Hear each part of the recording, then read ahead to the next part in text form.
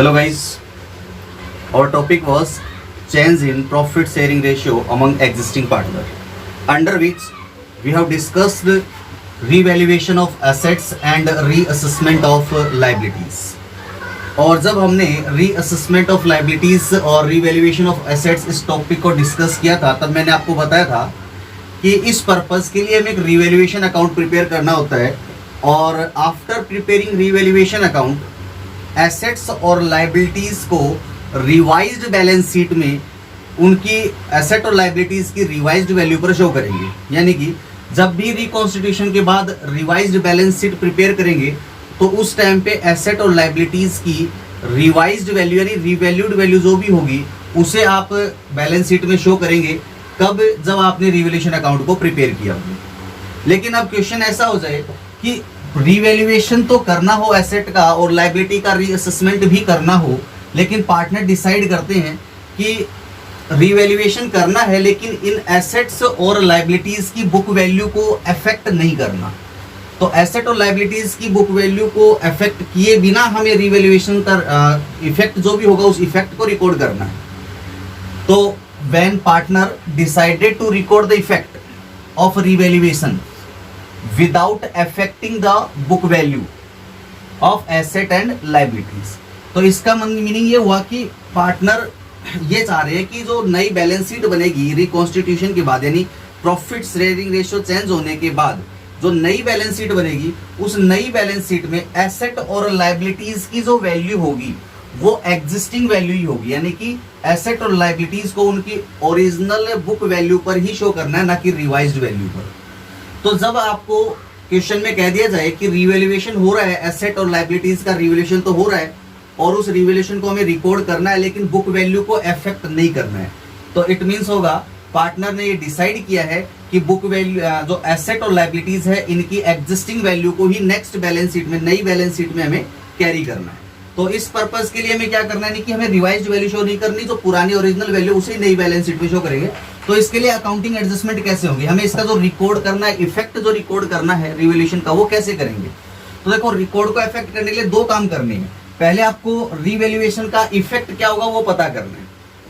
हमें क्या करना है, पार्टनर ने डिसाइड किया कि वो जो रिवैल्यूएशन का इफेक्ट है उसे रिकॉर्ड करेंगे लेकिन बुक वैल्यू का इफेक्ट नहीं करेंगे। तो हमें सबसे पहले तो ये पता कर लेना है कि जो इफेक्ट है, इफेक्ट क्या होगा, उसके बाद इस इफेक्ट को करेंगे रिकॉर्ड। तो हमने फाइंडिंग सबसे पहले क्या करना, find net effect of revaluation, then after pass an adjustment entry. तो देखिए, पहले मैं इफेक्ट बता देता हूँ क्या किस तरह से इफेक्ट कैलकुलेट करना है। तो किस तरह से अपन इसका इफेक्ट फाइंड करेंगे, तो देखिए आपको पता है कि रिवैल्यूएशन किसका होता है सर, रिवैल्यूएशन में एसेट, लाइबिलिटीज और प्रोविजंस की वैल्यू को रिकॉर्ड करते हैं। तो यहां लिखेंगे एसेट्स अगर इंक्रीज हो रही है तो ये क्या है सर, इससे अपना गेन हो रहा है, गेन को हम क्या करेंगे, यहां प्लस करेंगे। और कोई अनरिकॉर्डेड एसेट्स हो तो इसका मीनिंग हमें क्या करना, उसको रिकॉर्ड में लेके आना। अनरिकॉर्डेड एसेट्स हो तो उसे क्या करोगे सर, रिकॉर्ड में लेके आएंगे तो उसे भी आपको प्लस करना है क्योंकि वो भी आपके लिए गेन होगा। और अगर लाइबिलिटीज एंड प्रोविजंस, लाइबिलिटीज और प्रोविजंस की वैल्यू क्वेश्चन में डिक्रीज हो रही है तो वो भी अपने लिए गेन है। Liabilities and provisions, liabilities and provisions इनकी वैल्यू में अगर क्या हो रहा है सर, डिक्रीज हो रहा है तो ये भी हमारे लिए क्या है सर, गेन है। तो ये जितने भी गेन्स हैं इन सबको हम क्या करेंगे, प्लस करेंगे और फिर इनमें से माइनस करेंगे जो भी लॉसेज होंगे, यानी नेगेटिव इंपैक्ट जो होगा उसे अपन लेस करेंगे। तो यहाँ क्या क्या लेस करना है, देखो एसेट इंक्रीज हुआ, गेन हुआ, प्लस किया, लेकिन अगर एसेट की वैल्यू डिक्रीज हो गई, एसेट की वैल्यू क्या हो गई सर, एसेट की वैल्यू डिक्रीज हो गई तो हम यहाँ क्या करेंगे, इसे माइनस करेंगे। अच्छा, लाइबिलिटीज एंड प्रोविजंस की value, liabilities and provisions, liabilities and provisions की जो वैल्यू है ये इंक्रीज हो गई। तो आपको पता है ना, जब लाइबिलिटीज और प्रोविजंस की वैल्यू इंक्रीज हो जाती है तो वो क्या होता है, लॉस होता है, और लॉस को हम ऐसे माइनस करेंगे। और इसके अलावा कुछ अनरिकॉर्डेड लाइबिलिटीज क्वेश्चन में गिवन हो तो जो लाइबिलिटी अनरिकॉर्डेड है अब उसे हम रिकॉर्ड में लेके आएंगे। जब लाइबिलिटी रिकॉर्ड में आएगी तो लाइबिलिटी क्या होगी, इंक्रीज होगी, और जब लाइबिलिटी इंक्रीज होती है तो लॉस हो जाता है। तो यहाँ पे इसे भी अपन क्या करेंगे, लेस करेंगे। लाइबिलिटी जो अनरिकॉर्डेड है अनरिकॉर्डेड लाइबिलिटीज को रिकॉर्ड में लेके आना है, अनरिकॉर्डेड लाइबिलिटीज। तो ये सब आपको क्या करना है सर, यहां से इनको माइनस करना है। अब यहां पे जो होगा ये नेट इफेक्ट होगा, net effect of revaluation, net effect of revaluation, ये रिवैल्यूएशन का नेट इफेक्ट है बेटा। अब देखिए जो नेट इफेक्ट है ये पॉजिटिव भी हो सकता है और नेगेटिव भी हो सकता है। इफ इट इज पॉजिटिव, अगर ये पॉजिटिव है तो हम कह सकते हैं कि ये क्या गेन है, और अगर ये नेगेटिव है तो हम क्या कह सकते हैं सर, नेगेटिव है तो ये लॉस है। ठीक है, तो इस तरह में नेट इफेक्ट कैलकुलेट करना। देखो इस नेट इफेक्ट को जब हमने फाइंड आउट किया है तो वही अपन ने रिवैल्यूएशन अकाउंट से रिलेटेड रूल्स को अप्लाई किया है। हम क्या करते थे, जो एसेट में इंक्रीज होता था, अनरिकॉर्डेड एसेट और लायबिलिटी प्रोविजन डिक्रीज हो रहे थे, तो इनको रिवैल्यूएशन अकाउंट के क्रेडिट साइड में रिकॉर्ड कर रहे थे, और ये जो चीजें थी इनको हम रिवैल्यूएशन के डेबिट में रिकॉर्ड कर रहे थे। तो क्रेडिट में जो रिकॉर्ड कर रहे थे वो प्लस हो गई, और जो डेबिट में रिकॉर्ड कर रहे थे वो माइनस में आ गई। और फिर अपन ने इन दोनों को नेट, इनका नेट इफेक्ट देखा, तो अगर पॉजिटिव है तो गेन है और नेगेटिव है तो यहाँ पे लॉस होगा। तो इस तरह नेट इफेक्ट फाइंड आउट करोगे, और नेट इफेक्ट फाइंड आउट करने के बाद आपको एडजस्टमेंट एंट्री पास करनी है। और एडजस्टमेंट एंट्री कैसे करनी है कि देखिए यहाँ पे पार्टनर्स के बीच कुछ प्रॉफिट रेशियो चेंज हो रहा है, और जब भी पार्टनर्स के बीच प्रॉफिट रेशियो चेंज होता है तो वहां पे पार्टनर कुछ प्रॉफिट शेयर क्या करता है, सेक्रीफाइस करता है, और कोई पार्टनर प्रॉफिट शेयर को गेन करता है। तो आपको सिर्फ इतना ध्यान रखना है, जो गेनिंग पार्टनर होगा यहाँ पे उसको आपको डेबिट करना है। किसको? गेनिंग पार्टनर को। Gaining partners capital account debit करना है। जो भी गेनिंग पार्टनर उसे डेबिट करेंगे, और किस प्रपोर्शन में डेबिट करेंगे, उसी प्रपोर्शन में डेबिट करना है जिस प्रपोर्शन में उसने गेन किया है। यानी कि आप यहाँ क्या करोगे, जो उसका गेन शेयर है, जीएस, जीएस मतलब गेन शेयर, और इनटू यहाँ पे गेन ऑन रिवैल्यूएशन, यहाँ पे जो रिवैल्यूएशन का गेन है यानी कि net effect of revaluation, NER, NER का मतलब नेट इफेक्ट ऑफ रिवैल्यूएशन मैं लिख दूंगा। जीएस का मतलब क्या है, जीएस का मीनिंग होगा गेन शेयर, गेन शेयर, और NER का मतलब है, NER का मीनिंग होगा net effect of revaluation, net effect of revaluation. और जो पार्टनर सेक्रीफाइस कर रहा है, और सेक्रीफाइस मींस क्या होता है सर, सेक्रीफाइस मींस होता है कि वो पर्सन जो है अपना प्रॉफिट शेयर गिव कर रहा है, गिव अप कर रहा है, तो गिवर को हम क्या करते हैं, क्रेडिट करते हैं। तो यहाँ सेक्रीफाइसिंग पार्टनर को क्रेडिट करेंगे to sacrificing partners capital account. ये एंट्री आपको पास करनी है। और यहाँ जो सेक्रीफाइसिंग पार्टनर का कितना शेयर लेंगे, इसका जो सेक्रीफाइस शेयर है SS, इसको आप नेट इफेक्ट ऑफ रिवैल्यूएशन से मल्टीप्लाई करेंगे, NER से। तो SS का मीनिंग क्या है सर, SS का मीनिंग है सेक्रीफाइस्ड शेयर, जितना शेयर इसने सेक्रीफाइस किया था वो शेयर। तो यहाँ पे आएगा सेक्रीफाइस्ड शेयर। और इसकी कैलकुलेशन को आप जैसे आपने गुडविल का अकाउंटिंग ट्रीटमेंट किया था उसकी तरह भी कर सकते हैं, आपको कोई दिक्कत नहीं आएगी। यहाँ पे जो भी नेट इफेक्ट होगा उसे अगर पॉजिटिव है तो पहले आप क्या करोगे सर, उसे क्रेडिट करेंगे ओल्ड रेशियो में और डेबिट करेंगे न्यू रेशियो में। तो गुडविल की तरह भी अकाउंटिंग ट्रीटमेंट कर सकते हैं, सेम गुडविल का ही अकाउंटिंग ट्रीटमेंट जो होना था वही सेम ट्रीटमेंट यहाँ पे हो रहा है। तो आपको ये एंट्री पास करनी है, एडजस्टमेंट एंट्री, जब भी आपका रिवैल्यूएशन तो होता है, लेकिन उस रिवैल्यूएशन का इफेक्ट आपको रिकॉर्ड करना है without affecting book value of asset and liability. यानी कि आपको एसेट और लायबिलिटी को ओरिजिनल जो बुक वैल्यू उनकी थी पहले, उसी वैल्यू पर रिवाइज्ड बैलेंस शीट में भी शो करना है एसेट और लायबिलिटीज को। तो आपको इस तरह से क्या करना होगा, रिवैल्यूएशन से रिलेटेड एंट्री करनी होगी। तो चलिए इससे रिलेटेड क्वेश्चन देखते हैं, इसका स्क्रीनशॉट लीजिए। अच्छा एक चीज और आप ध्यान रखिएगा, ये तो तब होगा, ये एंट्री तो तब होगी सर जब ये पॉजिटिव आता हो, इसका नेट इफेक्ट जो पॉजिटिव हो। तो अगर नेट इफेक्ट नेगेटिव हो तो क्या करेंगे, नोट लगाओ, यहाँ पे नोट लिखो, opposite entry will be pass, opposite entry will be passed. Opposite entry को पास करेंगे इफ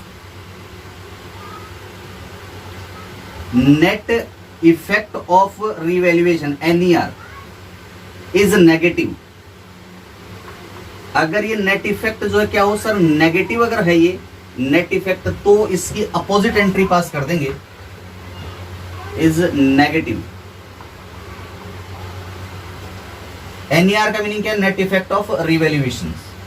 तो रिवैल्यूएशन का अगर नेट इफेक्ट नेगेटिव है तो अपोजिट एंट्री पास होगी, क्योंकि जब भी नेगेटिव इफेक्ट होगा माइनस में होगा, इसका मीनिंग लॉस जो पार्टनर ले रहा है वो सेक्रीफाइस कर रहा है, तो गेनिंग पार्टनर वहां पे सेक्रीफाइजर हो जाएगा, अपोजिट हो जाएगा उससे। तो इस तरह से आपको ये एंट्री तब पास करनी है जब आपको रिवैल्यूएशन का इफेक्ट रिकॉर्ड करना है, लेकिन एसेट और लायबिलिटी की बुक वैल्यू को चेंज नहीं करना। चलिए स्क्रीनशॉट लीजिए, क्वेश्चन करते हैं इससे related. A, B, C are partners sharing profits and losses in the ratio 5:3:2. They decided to share future profit and losses in the ratio 2:3:5. With effect from 1st April 2019, they also decided to record the effect of the following revaluations without affecting the book value of the asset and liability by passing an adjustment entry. नीचे दिया हुआ है आपको asset दी हुई है, land plant machine creditor liability है और outstanding expense क्या सर लाइबिलिटी होती है। इनकी बुक वैल्यू दी हुई है और रिवाइज्ड वैल्यू भी क्वेश्चन में दी हुई है। हमें क्या करना है, इनके लिए एक एडजस्टमेंट एंट्री पास करनी है, बुक वैल्यू को अफेक्ट इनको करना नहीं है। विदाउट अफेक्टिंग बुक वैल्यू हमें रिवैल्यूएशन का जो इफेक्ट है वो रिकॉर्ड करना है। तो देखिए क्वेश्चन में क्या था, पार्टनर थे ABC, who are the partner sir, partners are A, B and C are partner and the profit sharing ratio between ABC 5:3:2, और they decided on 1st April 2019। यहाँ पे मान लो 1st April 2019 था, इस डेट को इन्होंने डिसाइड क्या किया कि फ्यूचर में इनका जो रेशियो होगा आफ्टर 1st April 2019, इनका जो रेशियो होगा ABC का फ्यूचर रेशियो ये होगा 2:3:5, 2:3:5।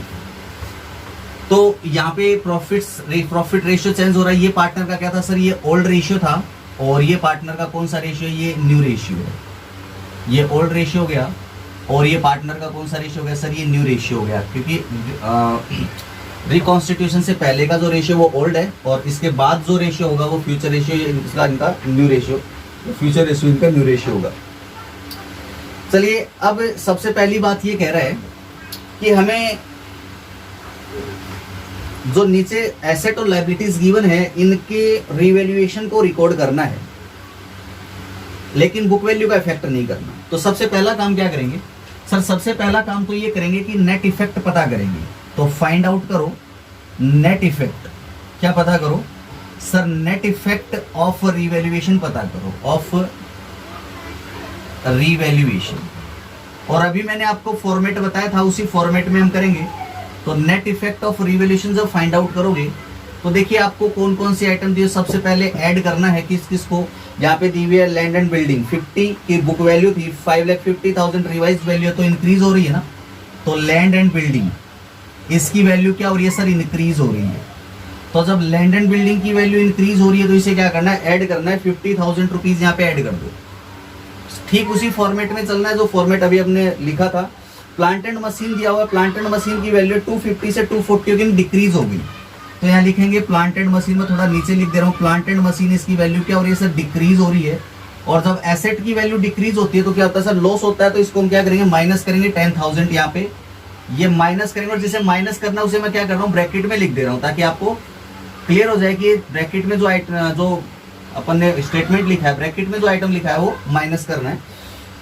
इसके बाद नेक्स्ट है सन्ड्री क्रेडिटर, जो क्या हो रहा है सर, ये डिक्रीज हो रहा है। पहले 60 का था, 55 का है। तो आपको पता है कि लायबिलिटी होते हैं क्रेडिटर्स, और जब क्रेडिटर यानी लायबिलिटीज जब डिक्रीज होती है तो हमें क्या होता है सर, प्रॉफिट होता है, गेन हो जाता है। तो इसे अपन क्या करेंगे, प्लस कर देंगे।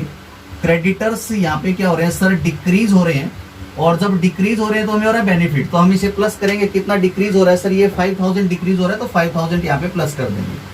इसके बाद नेक्स्ट दिया हुआ सर आपको आउटस्टैंडिंग एक्सपेंस, जो पहले 60 के थे और अब 75 हैं। इट मीन्स ये आपके क्या हो रहे हैं सर, ये इंक्रीज हो रहे हैं। तो जब आउटस्टैंडिंग एक्सपेंस इंक्रीज हो रहे हैं, आउटस्टैंडिंग एक्सपेंसेस, और आप जानते हो कि आउटस्टैंडिंग एक्सपेंसेस क्या होते हैं सर, ये लायबिलिटी होते हैं। और लायबिलिटी जब इंक्रीज होती है तो हमें क्या होता है सर, लॉस हो जाता है, और इसे क्या कर देंगे, माइनस कर देंगे। 15,000 ये इंक्रीज हो रहा है तो 15 माइनस हो गया, तो ये आ जाएगा यहाँ पे नेट इफेक्ट। तो यहाँ लिख दोगे आप नेट इफेक्ट, नेट इफेक्ट।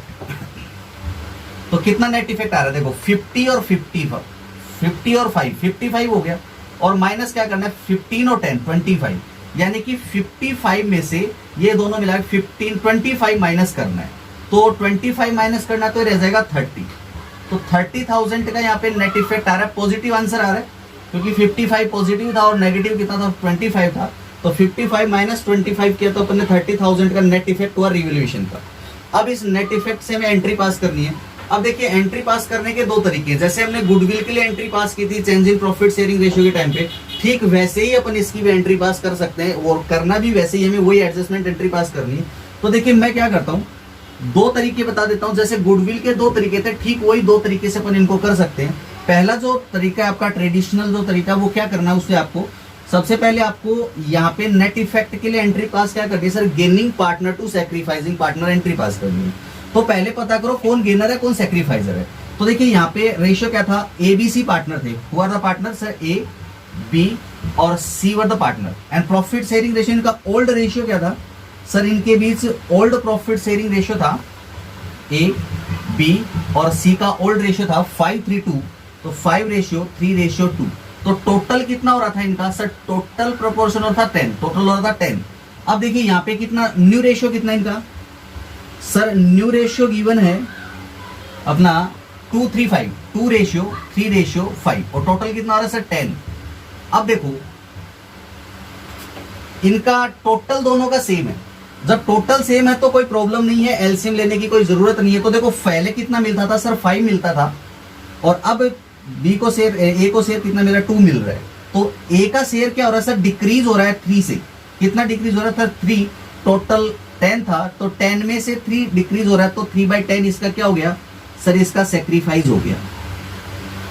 यहां देखो पहले इसको कितना मिलता था 3 10 में से, और अब 10 में से कितना मिल रहा है 3, तो इसका तो कोई रोल ही नहीं है, इसको तो 0, इसने ना सेक्रीफाइस किया है और ना इसने गेन किया है। पहले देखो इसको 10 में से कितना शेयर मिल रहा था सर 2, और अब 10 में से कितना मिल रहा है 5, तो इसका शेयर क्या हो गया, इंक्रीज हो गया। कितना इंक्रीज हो गया सर, इसका 3 इंक्रीज हो गया। टोटल कितने में से सर, 10 में से, तो 3/10 इसने क्या किया सर, गेन किया। इसका इंक्रीज हो रहा है ना प्रॉफिट शेयर, तो जो इंक्रीज करता है उसको क्या होता है, गेन हो जाता है। तो यहाँ इसका गेन हो गया, तो ए ने सेक्रीफाइस किया और सी ने क्या किया, गेन किया है। तो जो गेनर है उसे हम क्या करेंगे, डेबिट करेंगे। तो यहाँ पे गेनर कौन है सर, सी गेनर है, तो सी को डेबिट करेंगे। तो यहाँ एंट्री पास कर रहा हूं मैं, seize capital account debit, seize capital account debit.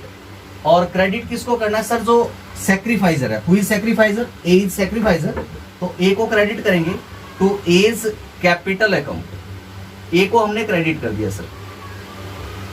Entry तो पास होगी, इसका अमाउंट पुटअप कैसे करेंगे।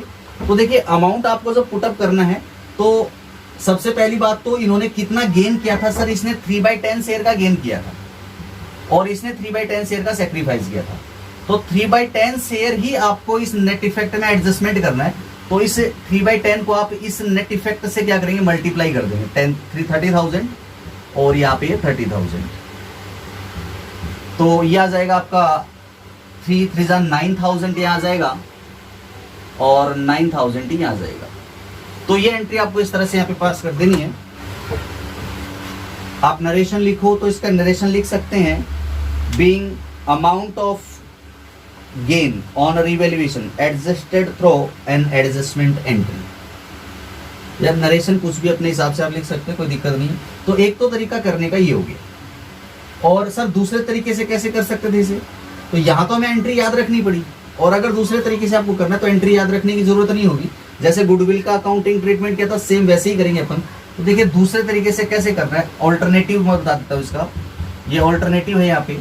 देखिए 30,000 का नेट इफेक्ट हुआ था, ये किसका था सर, ये अपना रिवैल्यूएशन का नेट इफेक्ट पॉजिटिव था, मीन्स रिवैल्यूएशन का प्रॉफिट था। और आपको पता है कि प्रॉफिट कैपिटल अकाउंट में क्रेडिट होता है, और हम जानते हैं कि जो भी रिवैल्यूएशन का प्रॉफिट लॉस होता है वो ओल्ड पार्टनर में ओल्ड रेशियो में डिवाइड होता है, क्योंकि ये प्रॉफिट लॉस होता है ओल्ड एफर्ट्स से अर्न किया हुआ होता है। तो सबसे पहले क्या करो, प्रॉफिट है इसलिए इसको हम कैपिटल में क्रेडिट करेंगे। लॉस होता तो क्या करते, डेबिट करते। प्रॉफिट है इसलिए क्रेडिट करेंगे, क्रेडिट इन ओल्ड रेशियो, क्योंकि ओल्ड एफर्ट्स से ही इसको अर्न किया है। तो ओल्ड रेशियो में इसको जो है क्रेडिट करेंगे। नेट इफेक्ट ऑफ रिवैल्यूएशन को, नेट इफेक्ट ऑफ रिवैल्यूएशन आप जो है ओल्ड रेशियो में क्रेडिट कर देंगे। ओल्ड क्या था 5:3:2, 5:3:2, तो 5:3:2 टोटल 10 हो जाता है। इसमें 10 से डिवाइड करेंगे तो कितना का 3, 3 5 15। तो ए, बी और सी तीनों में 15,000 इसका शेयर होगा, 9 इसका होगा और 6 इसका होगा, ओल्ड रेशियो। अब इसी प्रॉफिट नेट इफेक्ट को 30,000 को अब डेबिट कर देंगे न्यू रेशियो में। इफेक्ट तो अपने को यहाँ पे जिसका इफेक्ट जो था 30,000 इसे डेबिट करना है, तो डेबिट इन न्यू रेशियो, इसे न्यू रेशियो में डेबिट करेंगे तो 30,000 न्यू रेशियो क्या है सर 2:3:5, 2:3:5 टोटल हो जाता है 10, 2:3:5 10, तो 10 से डिवाइड करेंगे 3, 3 2 6 और 3 3 9 और 3 5 15। अब देखिए यहाँ पे ए का जो क्रेडिट था, ये क्या था क्रेडिट था और ये क्या था डेबिट था। तो ए का क्रेडिट था 15 और डेबिट था कितना 6,000, तो इसका 9,000 का बैलेंस आ रहा है। क्या रहा है सर यहाँ पे ए का जो बैलेंस हो रहा है कितना 9,000 का बैलेंस है। और ये कौन सा बैलेंस है sir, credit was greater than debit, it means it is credit balance. और इसका 9 इक्वल है तो इसका कोई बैलेंस ही नहीं है। यहाँ इसका क्रेडिट साइड का टोटल क्रेडिट तो इसका जो क्रेडिट था वो था 6,000 और डेबिट है 15, means debit is greater than credit, so it is 9,000 debit balance, ये डेबिट बैलेंस। तो जिसका डेबिट बैलेंस उसे डेबिट करो, जिसका क्रेडिट बैलेंस उसे क्रेडिट करो। सी का डेबिट बैलेंस आ रहा है तो सी को हम क्या करेंगे डेबिट करेंगे, तो सी इज कैपिटल अकाउंट डेबिट ₹9,000। और यहाँ पे ए का क्रेडिट बैलेंस है तो हम ए को क्रेडिट करेंगे टू एज कैपिटल अकाउंट ₹9,000। तो या तो आप रेशियो कैलकुलेट करो और रेशियो को नेट इफेक्ट जो इनका गेन और सेक्रीफाइस शेयर आता है उससे इसको मल्टीप्लाई करके एंट्री पास कर दो गेनिंग टू सेक्रीफाइस। या फिर आप पहले अगर नेट इफेक्ट पॉजिटिव है तो उसे पहले ओल्ड रेशियो में क्रेडिट करो, डेबिट करो, जो बैलेंस है वो पता करो, फिर एंट्री पास कर दो। तो इन दोनों में से कोई भी अल्टरनेटिव वे में आप कर सकते हो। तो चलिए इसके क्वेश्चन कीजिए, तब तक आप मिलते हैं नेक्स्ट वीडियो में। Thank you.